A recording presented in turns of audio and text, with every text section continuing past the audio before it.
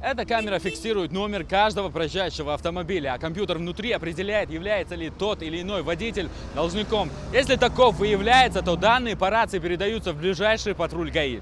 Как только служба судебных приставов передает сигнал, автоинспекторы приступают к своим обязанностям. Останавливают неплательщиков и просят погасить штрафы. С 15 января 2016 года вступает в силу закон, согласно которому должника могут временно лишить прав на управление транспортным средством.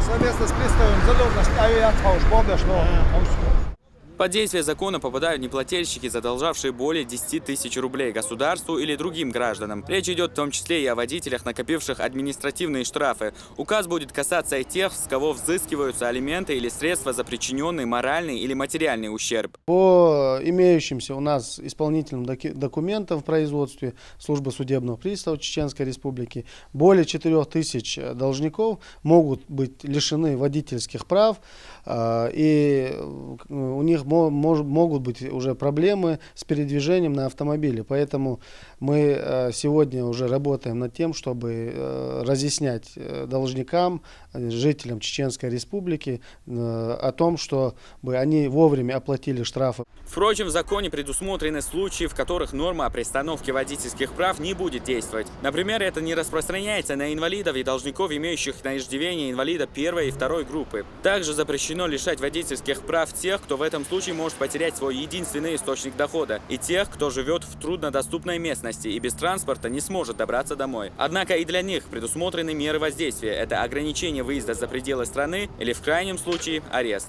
Юсуп Каимов, Муслим Типаев, новости.